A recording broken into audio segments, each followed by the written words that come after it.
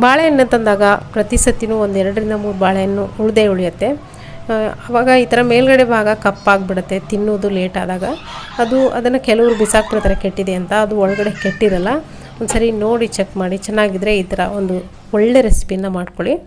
So ಈ ಥರ ಹಣ್ಣಾಗಿರೋಂಥ ಬಾಳೆಹಣ್ಣನ್ನು ತಿನ್ನೋಕ್ಕಾಗಲ್ಲ, ಹಾಗಾಗಿ ಈ ರೆಸಿಪಿಯನ್ನು ಮಾಡಿ ತೋರಿಸ್ತಾ ಇದ್ದೀನಿ. ಖಂಡಿತವಾಗ್ಲೂ ನೀವು ಕೂಡ ಇದನ್ನು ನೋಡಾದ್ಮೇಲೆ ನೀವು ಕೂಡ ನಿಮ್ಮನೇಲಿ ಮಾಡ್ಕೊಂಡು ನೋಡಿ.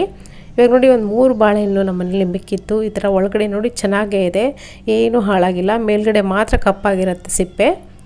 ಇದನ್ನು ನೋಡಿ ಬಾಳೆಹಣ್ಣನ್ನ ಒಂದು ಪರಾತ್ಗೆ ಹಾಕ್ಕೊಂಡು ಮ್ಯಾಶ್ ಮಾಡ್ಕೊಂಡಿದ್ದೀನಿ, ಪೂರ್ತಿಯಾಗಿ ಮ್ಯಾಶ್ ಆಗಬೇಕು. ಇದಕ್ಕೆ ನೋಡಿ ಒಂದು 1/4 ಕಪ್ ಆಗೋಷ್ಟು ನಾನಿಲ್ಲಿ ಸಕ್ಕರೆಯನ್ನು ಹಾಕ್ಕೊಳ್ತಾ ಇದ್ದೀನಿ. ಸಕ್ಕರೆ ಹಾಕಾದ್ಮೇಲೆ ಅದನ್ನು ಕೂಡ ಜೊತೆಗೆ ಮ್ಯಾಶ್ ಮಾಡ್ಕೊಳ್ಬೇಕು. ಬಾಳೆಹಣ್ಣಿನ ಮಿಕ್ಸ್ಚರ್ ಜೊತೆಗೆ ಸಕ್ಕರೆಯನ್ನು ಕೂಡ ಚೆನ್ನಾಗಿ ಮ್ಯಾಶ್ ಮಾಡ್ಕೊಳ್ಳಿ. ಈ ಥರ ಒಂದು ಅರ್ಧದಿಂದ 8 ನಿಮಿಷ ಈ ಥರ ಮ್ಯಾಶ್ ಮಾಡಿಕೊಂಡ್ರೆ ಸಕ್ಕರೆ ಚೆನ್ನಾಗಿ ಬೇಗನೆ ಕರಗುತ್ತೆ. ಇದಕ್ಕೆ ನೋಡಿ 1 ಟೀ ಸ್ಪೂನ್ ಆಗೋಷ್ಟು ಜೀರಿಗೆ ಕೂಡ ಹಾಕ್ಕೊಂಡಿದ್ದೀನಿ ನಾನು. ಜೀರಿಗೆ ಹಾಕೋದ್ರಿಂದ ತುಂಬ ಚೆನ್ನಾಗಿ ಟೇಸ್ಟ್ ಬರುತ್ತೆ. ನಾವು ಮಾಡುವಂಥ ರೆಸಿಪಿ ಏನಿದೆ ನೋಡಿ, ಸ್ವೀಟ್ ಕೂಡ ಹೌದು, ಖಾರವಾಗಿ ಕೂಡ ಇರುತ್ತೆ. ಖಾರವಾಗಿ ಸಿಹಿಯಾಗಿ ಇದನ್ನು ನೀವು ತಿನ್ಬೋದು. ಇವಾಗ ನೋಡ್ತಿರ್ಬೋದು ಸ್ವಲ್ಪ ಗಂಟುಗಳು ಕಾಣಿಸ್ತಾ ಇದೆ, ಅದನ್ನು ಕೂಡ ಚೆನ್ನಾಗಿ ಮ್ಯಾಶ್ ಮಾಡ್ಕೊಳ್ಳಿ. ಯಾವುದೇ ಗಂಟುಗಳಿರಬಾರ್ದು ಇಲ್ಲಿ. ಇವಾಗ ಇದಕ್ಕೆ ನೋಡಿ 1 ಕಪ್ ಆಗೋಷ್ಟು ಮೈದಾ ಹಿಟ್ಟನ್ನು ಹಾಕ್ಕೊಂಡಿದ್ದೀನಿ ನಾನಿಲ್ಲಿ. ಸೊ ಮೈದಾ ಹಿಟ್ಟು ನಿಮ್ಗೆ ಇಷ್ಟ ಇಲ್ಲ ಅಂದರೆ ಗೋಧಿ ಹಿಟ್ಟನ್ನು ಕೂಡ ಬಳಸ್ಬೋದು. 1 ಕಪ್ ಆಗೋಷ್ಟು ಗೋಧಿ ಹಿಟ್ಟನ್ನು ಕೂಡ ನಾನಿಲ್ಲಿ ಹಾಕ್ಕೊಂಡಿದ್ದೀನಿ. 2 ಮಿಕ್ಸ್ ಮಾಡಿ ಹಾಕ್ಕೊಂಡಿದ್ದೀನಿ. ತುಂಬ ಚೆನ್ನಾಗಿ ಸಾಫ್ಟಾಗಿ ಬರುತ್ತೆ, ಟೇಸ್ಟ್ ಕೂಡ ಚೆನ್ನಾಗಿರುತ್ತೆ. ಅರ್ಧ ಟೀ ಸ್ಪೂನ್ ಆಗೋಷ್ಟು ನಾನಿಲ್ಲಿ ಉಪ್ಪನ್ನು ಹಾಕ್ಕೊಂಡಿದ್ದೀನಿ. ಉಪ್ಪು ಹಾಕ್ಕೊಂಡು ಚೆನ್ನಾಗಿ ಹಿಟ್ಟನ್ನು ಕಲಿಸ್ಕೊಳ್ಳಿ. ಇದಕ್ಕೆ ಯಾವುದೇ ರೀತಿ ಮೇಲ್ಗಡೆ ಎಕ್ಸ್ಟ್ರಾ ನೀರನ್ನು ಹಾಕುವ ಅಗತ್ಯ ಇಲ್ಲ. ಜಸ್ಟು ಆ ಬಾಳೆಹಣ್ಣಿನ ಮಿಕ್ಸ್ಚರ್ ಏನಿರುತ್ತೆ ನೋಡಿ, ಅದರಲ್ಲೇ ಇದನ್ನು ಕಲಿಸ್ಕೋಬೇಕು. ಹಾಕಿರುವಂಥ ಕ್ವಾಂಟಿಟಿ ಕರೆಕ್ಟಾಗಿದೆ, ಪರ್ಫೆಕ್ಟಾಗಿದೆ. ನೋಡ್ತಿರ್ಬೋದು 3 ಬಾಳೆಹಣ್ಣಿಗೆ 2 ಕಪ್ ಆಗೋಷ್ಟು ಹಿಟ್ಟು ಬಳಸಿದ್ದೀನಿ. ಕರೆಕ್ಟಾಗಿ ಅಷ್ಟರಲ್ಲೇ ನೋಡಿ ಈ ಥರ ಹದಕ್ಕೆ ನಾನಿಲ್ಲಿ ಹಿಟ್ಟನ್ನು ನಾದ್ಕೊಂಡಿದ್ದೀನಿ.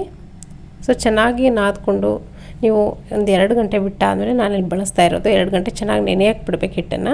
2 ಗಂಟೆ ಆದಮೇಲೆ ನಾನಿಲ್ಲಿ ನೋಡ್ತಿರ್ಬೋದು ಈ ಥರ ದೊಡ್ಡ ಉಂಡೆ ತೊಗೊಂಡು ಹಿಟ್ಟಿಂದು ದೊಡ್ಡದಾಗಿ ಚಪಾತಿ ಥರ ಲಟ್ಟಿಸ್ತಿದ್ದೀನಿ. ಸೊ ಹಿಟ್ಟು ಏನಕ್ಕೆ ನೆನೆಯಕ್ಕೆ ಬಿಡಬೇಕಂದ್ರೆ ಸಕ್ಕರೆ ಏನಾದರೂ ಇದ್ದರೆ ಅದೆಲ್ಲವೂ ಕರಗುತ್ತೆ. ಹಾಗಾಗಿ ನೆನೆದ್ರೂ ಕೂಡ ಚೆನ್ನಾಗಿ ಬರುತ್ತೆ ಟೇಸ್ಟು. ನೆನಿಬೇಕು, ಹಿಟ್ಟು ಚೆನ್ನಾಗಿ ನೆನೆದಷ್ಟು ನಾವು ಮಾಡುವಂಥ ರೆಸಿಪಿ ತುಂಬ ಚೆನ್ನಾಗಿ ಸಾಫ್ಟಾಗಿ ಬರುತ್ತೆ. ಇವಾಗ ನೋಡಿ ಮೀಡಿಯಮ್ ದಪ್ಪ ಗಾತ್ರದಕ್ಕೆ ನಾನು ಲಟ್ಟಿಸ್ಕೊಂಡಿದ್ದೀನಿ, ಒಂದು ರೋಟಿ ಆಕಾರಕ್ಕೆ. ಇದಕ್ಕೆ ಒಂದು ಕಟೋರಿ ಅಥವಾ ಬೌಲಿಂದ ಈ ಥರ ಕಟ್ ಮಾಡ್ಕೊಳ್ತಾ ಇದ್ದೀನಿ, ಅಥವಾ ರಿಂಗ್ ಕಟ್ಟರ್ ಇದ್ದರೆ ಅದರಿಂದ ಕೂಡ ಕಟ್ ಮಾಡ್ಕೊಳ್ಳಿ. ಈ ಥರ ಪೂರಿ ಆಕಾರಕ್ಕೆ, ಚಿಕ್ಕ ಪೂರಿ ಆಕಾರಕ್ಕೆ ನಾನಿಲ್ಲಿ ಕಟ್ ಮಾಡ್ಕೊಂಡಿದ್ದೀನಿ. ಇದೇನು ಕಟ್ ಮಾಡ್ಕೊಳ್ಳೋದಿಲ್ಲ ಅಂದರೆ ನೀವು ಜಸ್ಟು ಚಿಕ್ಕ ಪೂರಿ ಆಕಾರಕ್ಕೆ ಲಟ್ಟಿಸ್ಕೊಂಡು ಕೂಡ ಮಾಡ್ಕೊಬೋದು. ಇವಾಗ ನೋಡ್ತಿರೋದು ಈ ಥರ ಇಷ್ಟು ದಪ್ಪವಾಗಿರಬೇಕಿದು, ಪೂರ್ತಿ ತೆಳುವಾಗಿ ಲಟ್ಟಿಸ್ಬಾರ್ದು. ಇವಾಗ ಎಣ್ಣೆ ಕೂಡ ಕಾಯ್ದಿದೆ, ಚೆನ್ನಾಗಿ ಎಣ್ಣೆ ಕಾಯ್ದಿರಬೇಕು, ಆವಾಗ ಮಾತ್ರ ಹಾಕ್ಕೊಳ್ಳಿ.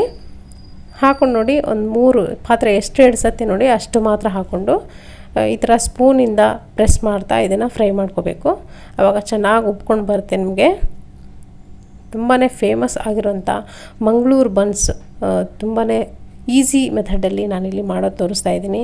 ಇದ್ರ ಜೊತೆಗೆ ಖಾರ ಚಟ್ನಿ ಅಥವಾ ಕೋಕೋನಟ್ ಚಟ್ನಿ ಮಾಡಿದ್ರಂತೂ ತುಂಬ ಖಾರವಾಗಿ, ಇದು ಸ್ವೀಟ್ ಆಗಿರುತ್ತೆ. ಖಾರಗಿರೋ ಚಟ್ನಿ ಜೊತೆ ಡಿಪ್ ಮಾಡ್ಕೊಳ್ತಾ ತಿಂತಾಯಿದ್ರೆ ತುಂಬಾ ರುಚಿಯಾಗಿರುತ್ತೆ ಈ ಮಂಗಳೂರು ಬನ್ಸು. ಇವಾಗ ನೋಡ್ತಿರ್ಬೋದು ಎಷ್ಟು ಚೆನ್ನಾಗಿ ಕಲರ್ ಬಂದಿದೆ. ನಾನಿಲ್ಲಿ ಇದನ್ನು ತೆಗೆದು ಇದನ್ನು ನೀವು ಚಟ್ನಿ ಜೊತೆ ಸರ್ವ್ ಮಾಡ್ಕೊಬೋದು.